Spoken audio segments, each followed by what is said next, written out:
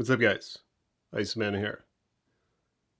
So here in front of the camera are the Fallen Kingdom Carnotaurus, which was a step up from the Jurassic World toys, the Hasbro ones. This is by Hasbro, of course. They kind of improved their toys since the first Jurassic World. But it's not perfect, far from it. And here now is another one. This is for Dominion.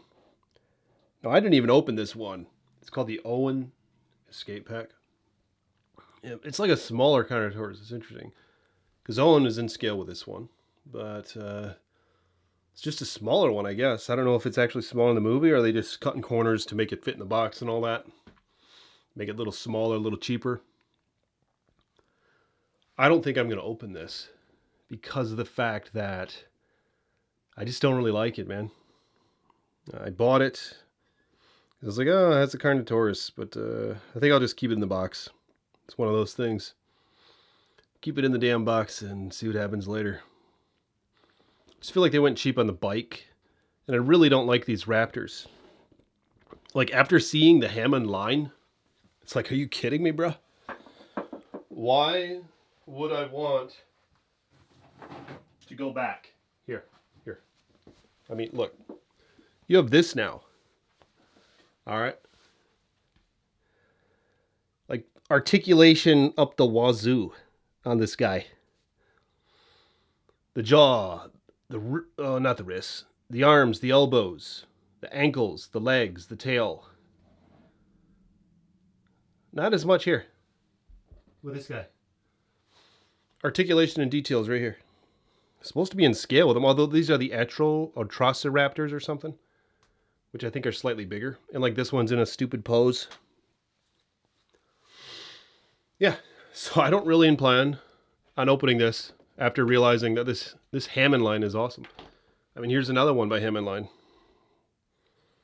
Parasaurolophus. I have a couple more, all right? I'll make videos on those in the future. But here's what I'm thinking.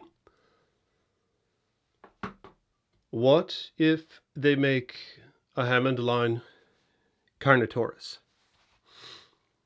Because these things are thick. They're dense. Little Hammond line ones.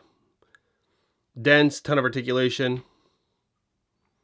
It's not like so much as the glossy. Like these ones are kind of glossy. This one's like kind of dull. Just kind of adds to the realism. But you know what I'm saying? Like, yeah, they have an action feature, this one. Not really meaning to talk bad about it, but it's just... I hope they make a Hammond line one. Here, let me show you guys something.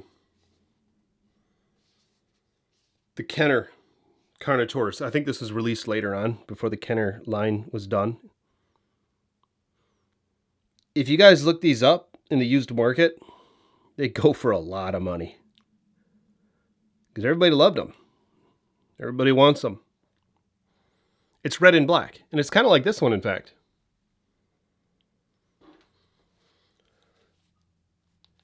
The Kenner one, of course, had the rubberized, textured skin. Of course, the proportions sucked. The, what do you call it? The mold, the sculpt, kind of sucked.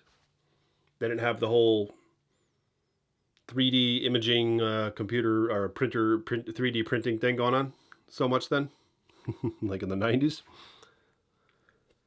What do you guys think about that? What if Hammond line releases one like that? Would you guys buy that? I mean, hell yeah, you would. I know if you're buying any of these Hammond line things, you'd buy that. If they made it better, they made it more movie accurate, and it was Hammond line, I don't know, like $25 or something. This guy was $19.99. Of course, they're probably about the same size. It might be $19.99. Yeah, charge $19.99 for that guy. The thing is, man, the Lost World novel right here, these had the Carnotaurus in it. It wasn't in the original, but it was in this novel. There's even a cool photo of it. Where's that at? Here it is. See that photo at the bottom right? Isn't that cool? You guys see it? There's a chapter in the book that is about the Carnotaurus. Just going to read you a quick little bit of it. Some guys like in a village, right? Tennis courts and all that. There's something going on. Suddenly, lights came on inside the store. Yeah. Lights came on inside the store. They shone through the barred windows, casting a geometric pattern of dark shadows across the open clearing. And onto the bushes by the tennis court. And for a moment, just a moment, Thorn saw that the bushes beside the tennis court were oddly shaped, that they were actually two dinosaurs, 7 feet tall, standing side by side, staring right at him. Their bodies seemed to be covered in a patchwork pattern of light and dark that made them blend in perfectly with leaves behind them, and even with the fence of the tennis court. Thorn was confused. Their concealment had been perfected, too perfect, until the lights from the store windows had shone out and caught them in the sudden bright glare. Thorn watched, holding his breath, and then he realized that the leafy light and dark pattern went only part way up their bodies, to mid-thorax. Above that, the animals had a kind of diamond-shaped, crisscross pattern that matched the fence. And as Thorn stared, the complex patterns on their bodies faded.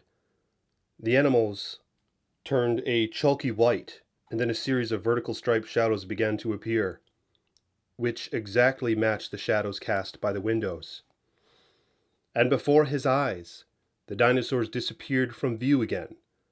Squinting with concentrated effort, he could just barely distinguish the outlines of their bodies. He would never have been able to see them at all, had he not already known they were there. They were chameleons, but with a power of mimicry unlike any chameleon Thorn had ever seen. What do you guys think about that? That's just a brief excerpt. Is that what you call it? Something like that from the novel. The Carnotaurus scene. I mean, these guys, yeah, you heard it. They're like chameleons. They could blend in with the environment, almost disappear, seemingly. I don't think they did that in the movie, did they? I wonder if they'll do that in Dominion. But I mean, yeah.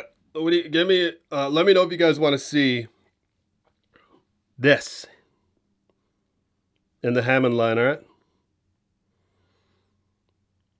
So like this video if you will. More videos to come. Peace be with you.